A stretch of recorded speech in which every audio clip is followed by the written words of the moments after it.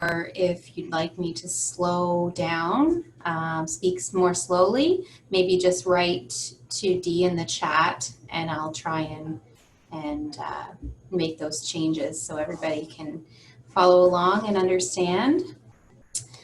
So I'm a social worker at the Department of Social Development, and I work with several different child welfare programs. So different programs for children. However, today I'm focusing on child protection services, foster families, and a program for children with disabilities called the Family Supports for Children with Disabilities program. And we often refer to that program as FSCD for short. So I will go ahead and get started. Okay, so today I'm going to talk about what child protection services are and what that means, what is child abuse and neglect. I'm going to explain a little bit about what happens when a child protection referral is made. So what happens if somebody calls child protection, calls our department, what happens next. I'll talk about making a child protection referral, so making a call into child protection if you have concerns about a child. I'm going to talk about what foster families are, and then I'm going to talk a bit about the Family Supports for Children with Disabilities program. So foster families and child protection kind of go together. The Family Supports program is something a bit different, but it still falls under our child protection, our child welfare umbrella, so our programs for children. Okay, so what is child protection services? So child protection services is a response to allegations or concerns of child abuse and neglect.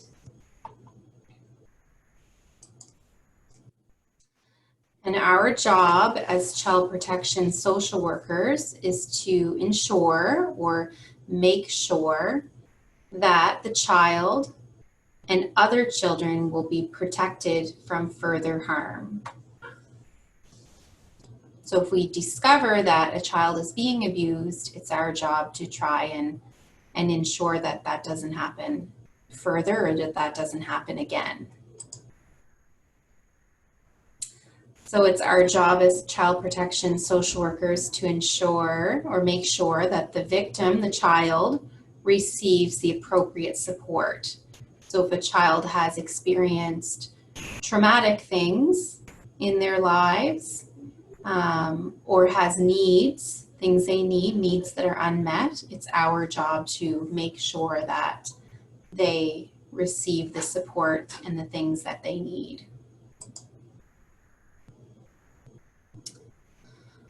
So who is responsible for the protection of children? So the basic responsibility for the care and protection of children primarily rests with the parents or caregivers. So it's the parents' job to ensure that your children are cared for, provided for, and protected.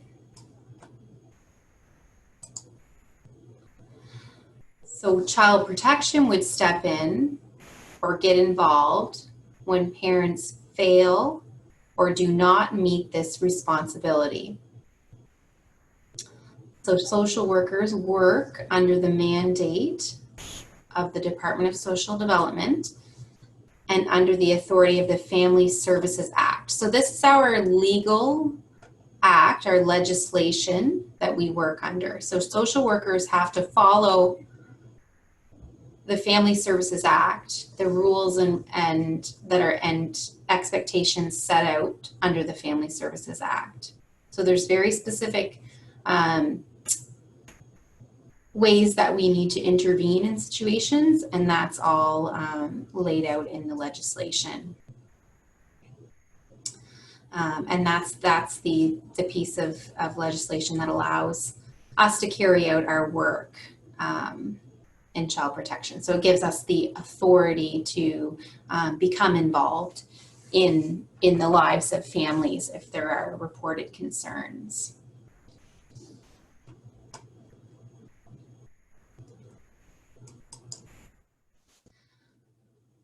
So what is child abuse and neglect? And like I said, these definitions are set out in our legislation, our Family Services Act, and that's what we follow here in New Brunswick. So child abuse can include sexual abuse, physical abuse, physical neglect, emotional maltreatment or abuse, or exposure to intimate partner violence. Now, intimate partner violence sometimes is also referred to as domestic violence. So that is violence that takes place in the home between the mother and the father or the caregivers. So that's what we refer to as domestic intimate partner violence. So sexual abuse is any sexual act involving a child and a parent, a caretaker, any person in a position of trust, or any other person. Now, in situations of sexual abuse, since sexual abuse is a criminal offense, we do our investigation in partnership with the Fredericton City Police or the RCMP. So if we, as social workers, get reports that a sexual assault or abuse against a child has occurred, we'll be working together with police to complete that investigation. So the police, their job would be to make a decision about whether a criminal offense has occurred, and the social worker's job would be to ensure that the child is safe from any further harm. And the social workers have specialized skills to interview young children. So that's our job, to interview the children here at our office, rather than the children going to the police station. So sexual abuse investigations are a partnership between child protection and police.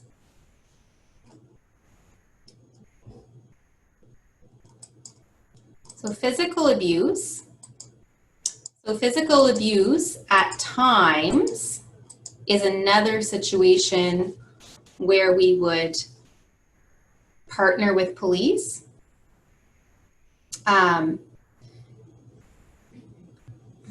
Trying to explain this as best I can.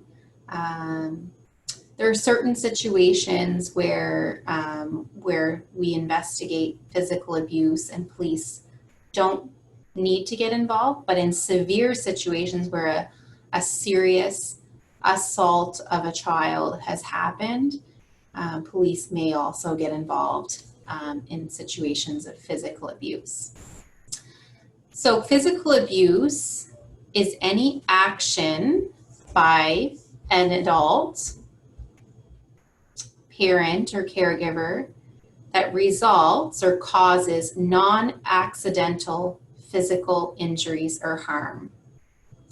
So this can happen by excessive physical discipline. So parents are not able to spank their child with an object or leave marks on their children, bruises on their children.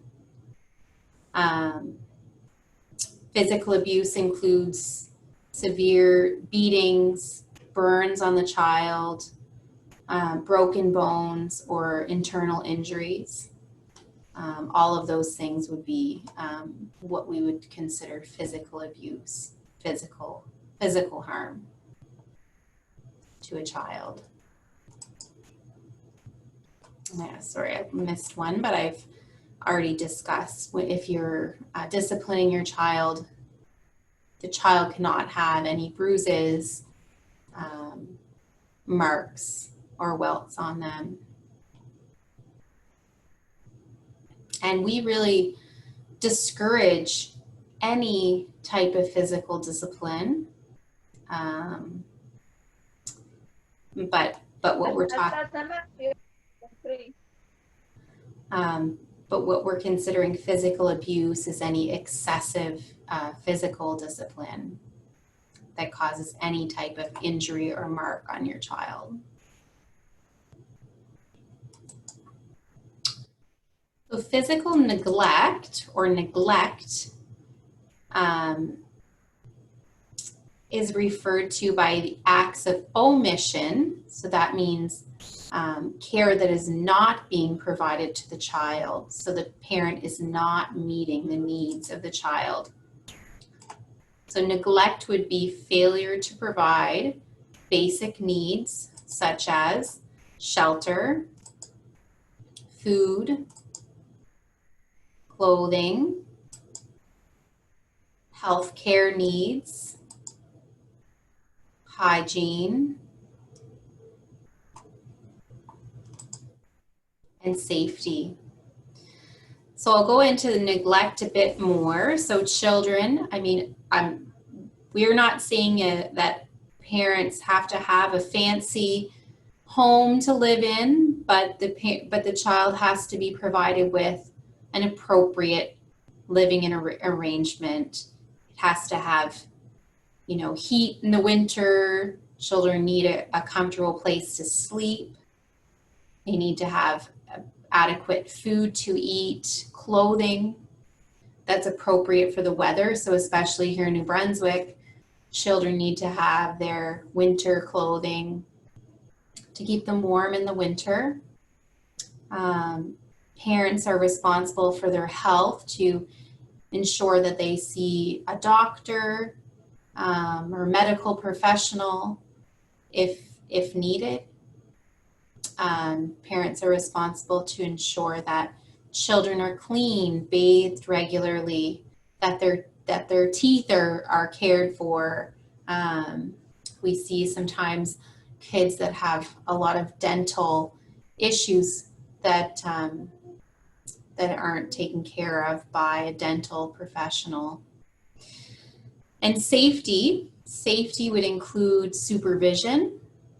So we require that children under the age of 12 have a caregiver, so a parent or family member or an appropriate babysitter for children under 12. Children need to be supervised out in the community, in a park, for example. If young children go to the park, they need to have mom or dad or a babysitter, older sibling there, brother or sister, to make sure that they're safe. So we talk a lot about supervision of children when it comes to safety. So emotional maltreatment or emotional abuse. So there's two types of emotional maltreatment or abuse. And when it comes to emotional abuse, we talk about parents or caregivers that reject or criticize their children or have excessive demands that they perform or excel to the extent that it's harmful to the child and harmful to their mental health. Emotional neglect refers to the failure of a parent to provide psychological nurturance. So being there to support your child and their emotional and their mental health. So providing your child with love and nurturing that they need. We also talk about, when we talk about emotional abuse, that category includes children who are exposed to or witness violence in the family. So I talked about that before. That would be violence, domestic violence or intimate partner violence. So we consider that emotional abuse for a child to be witness to that or to see abuse of one parent by the other. So we'll talk about intimate partner violence a bit more because that's a really important one. So in situations of intimate partner violence, it's not necessarily a single physical attack or a threat. What we see is a pattern of behavior meant to exert power and control over the other person. So intimate partner violence includes physical, psychological, verbal, financial, sexual, and spiritual violence, as well as threats to themselves, children, pets, or other loved ones. So when we think about intimate partner violence, we don't just think about the physical abuse from one parent to the other. We're also considering a pattern of controlling behavior from one partner to the other.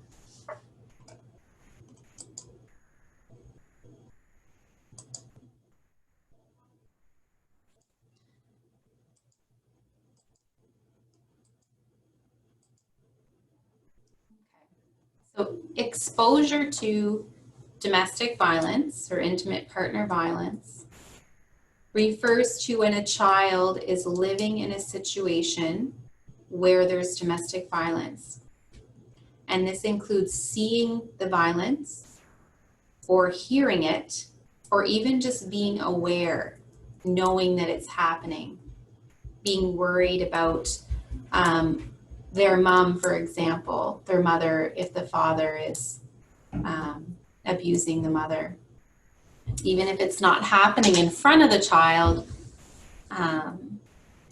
it's affecting them or impacting them, knowing that it is taking place. So we, under our Family Services Act, social workers are required to ensure that children are not witness or exposed to intimate partner violence or domestic violence between parents or caregivers. So I've already mentioned this, but children do not need to be physically present to witness the abuse. They may be victims by hearing the parents or being aware of the abuse by seeing the results. So seeing a bruise on a parent or an injury or behavior of the parent or damage to their home or items in the home.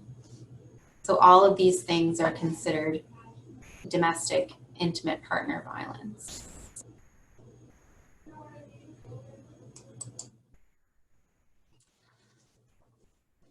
So next I'm going to talk about when a child protection referral is made.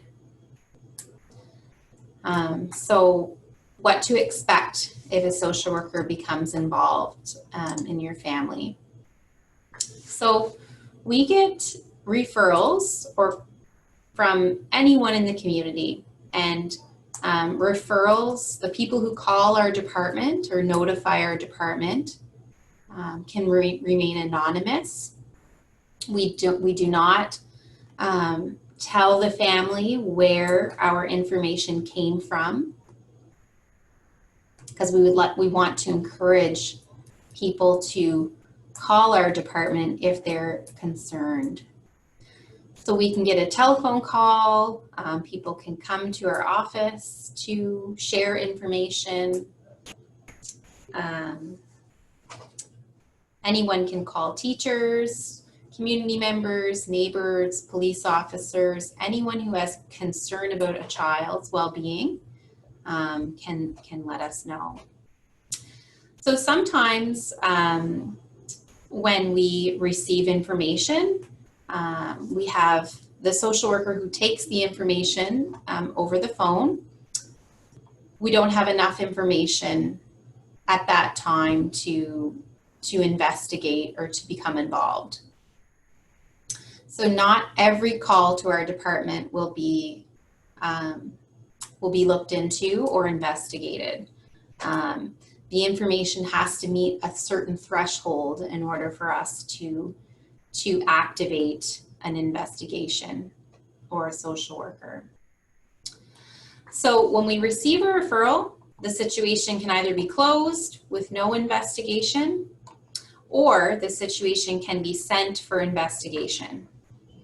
And depending on how concerning the information is, we prioritize whether we go out to see the child and the family right away, or whether we go out in 4 days or 12 days. And that all depends on the severity of the information reported. So if a social worker came to your home, it's not something to get immediately concerned about. The social worker is there to assess the situation. Social worker would be there to talk to the children, talk to the parents, and any others involved with the family to assess or make a decision about whether abuse or neglect of the child did in fact occur. So a lot of times somebody has a concern that they report to our department, and we talk to the family, and we find that abuse or neglect did not occur. So in those situations, we would close our investigation, and we wouldn't have any further involvement after we talk to the parents and the children. If we find that abuse or neglect did in fact occur, we can open what's called a child protection case. And then the family would be assigned a social worker that would help them ensure or make sure that the abuse or neglect was no longer taking place. So some families are struggling or having difficulties, and we need to provide them or give them services and support to address the issues that led to the abuse or neglect. So that's what happens when you have an open child protection case, and the social worker works with the family until there are no longer concerns.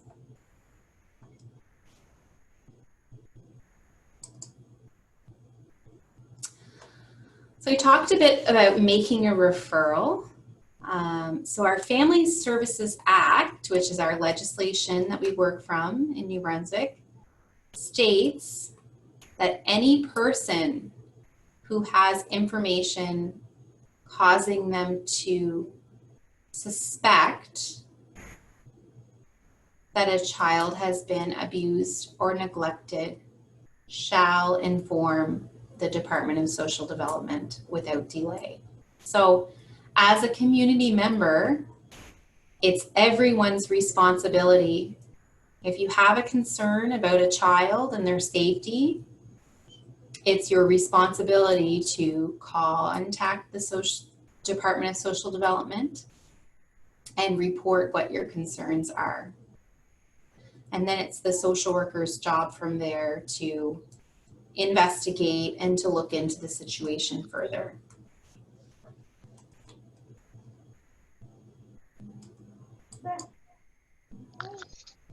Okay. So I just put together just a very brief bit of information about foster care in New Brunswick. A foster family is a temporary family placement for a child who cannot remain with his or her own family due to abuse or neglect. So in certain situations, we do, not often, but we do have to remove a child from their family home due to abuse or neglect. And this is something that's temporary. If a child is removed from their home, we place them with a foster family. And then it's our job to work with the family to get to a place where we can return the child. So the foster family works together with the child's social worker to provide care and support to the child while working to reunite the family.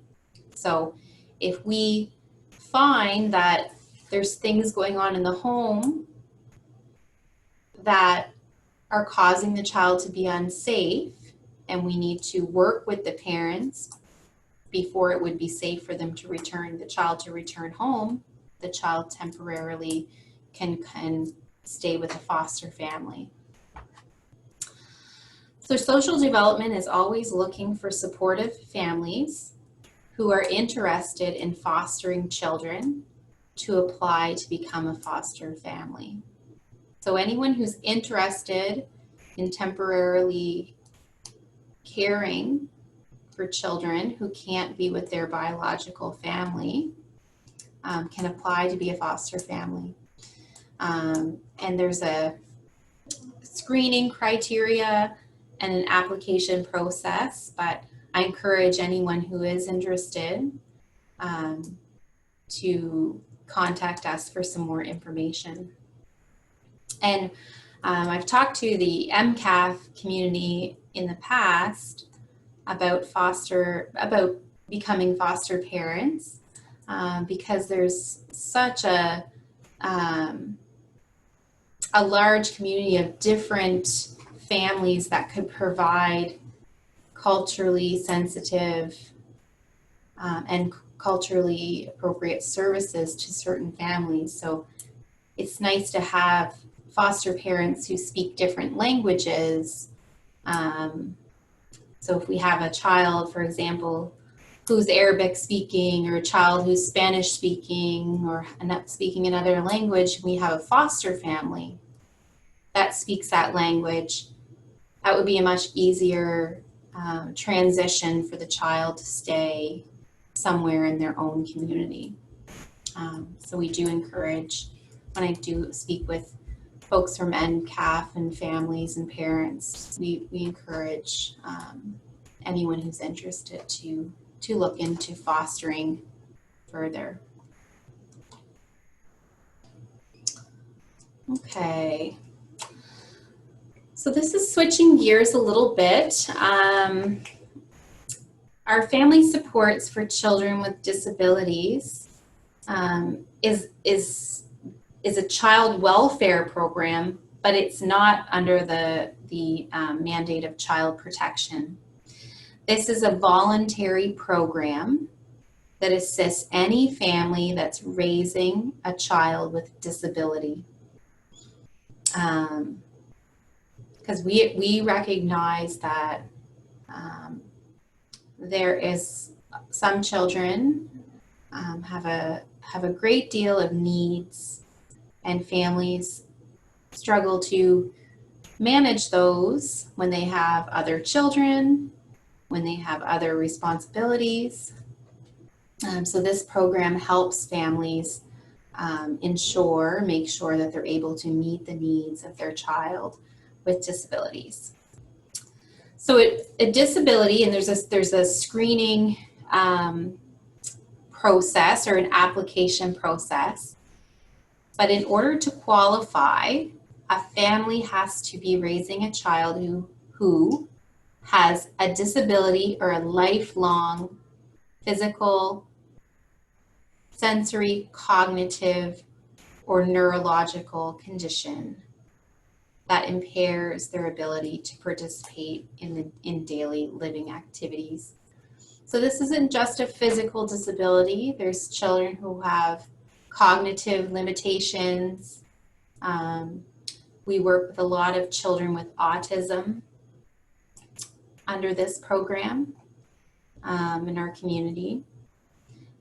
Children with physical disabilities, of course. So the child has to be under the age of 19, a resident of New Brunswick, so not a Canadian citizen, but a resident of New Brunswick. The child has to have a valid New Brunswick Medicare card and at least one written letter of support from a professional explaining the nature of their disability. So we would need a letter from a doctor, for example, who's given the child a diagnosis, or the pediatrician or the family doctor supporting the family in applying for this program.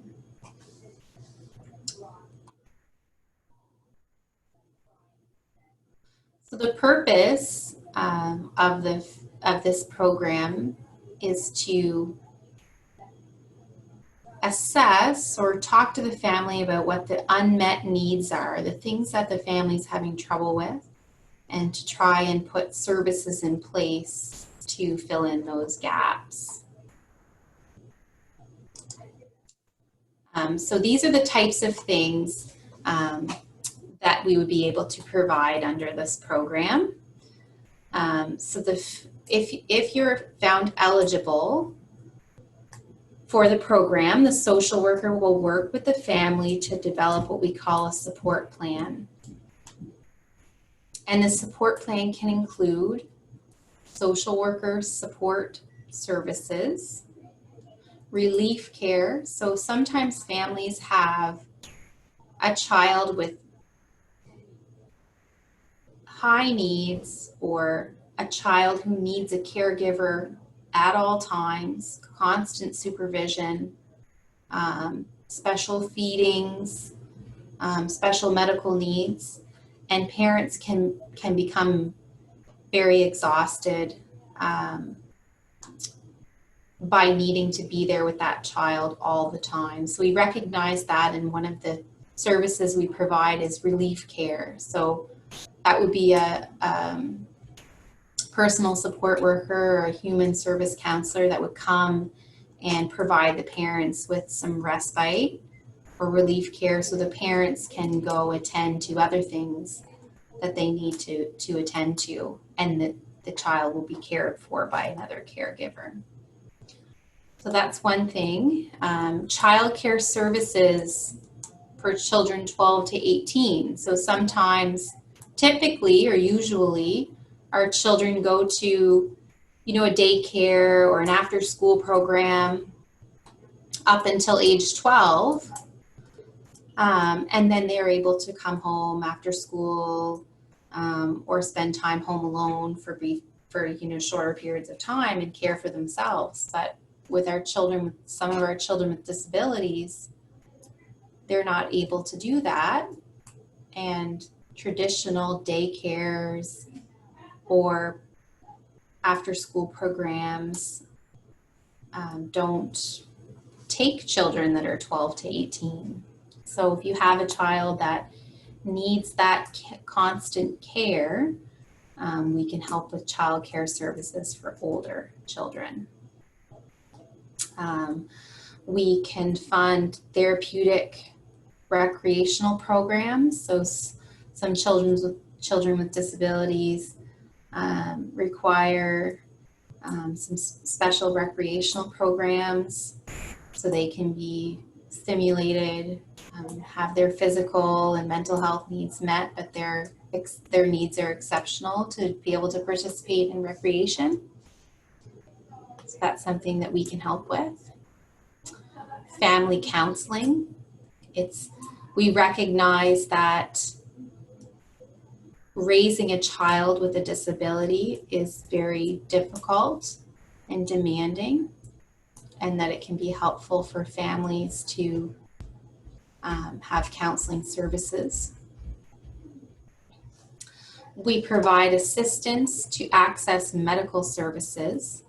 So some of our children with disabilities have to travel often to medical services or travel long distances to medical services, and the parents don't have the means or financially are struggling to get their child to all of the different medical appointments they need. And that's something that we can help with. We can provide a health card to families with a child with a disability who don't have access to personal health coverage. We can help with medical equipment.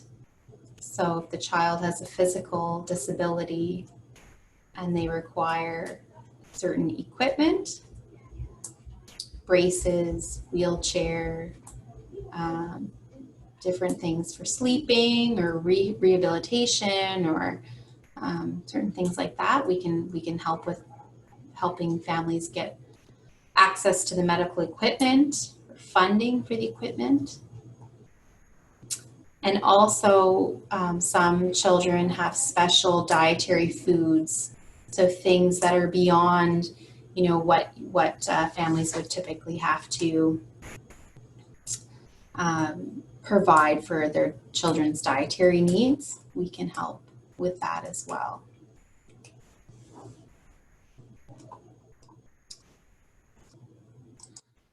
So I've got lots of time for questions if people have them. I'll put up the contact information here. So this number here, the 1-866-444-8838, that is a number that you can call Monday to Friday to talk about any child protection concerns. You can call for more information about foster families or the disabilities program. So somebody will answer the phone there and direct you to where you need to go. And then this number down here, the 1-800-442-9799, is our after hours child protection line. So if you have a concern about a child that you'd like to report after working hours, so after 4:30 in the evening or on the weekend, that's the number that you contact to talk about child protection concerns. So I think I probably went through a bit fast, but I'm happy to take any questions that anybody has about any of the three about child protection, about foster families, or about the disabilities program.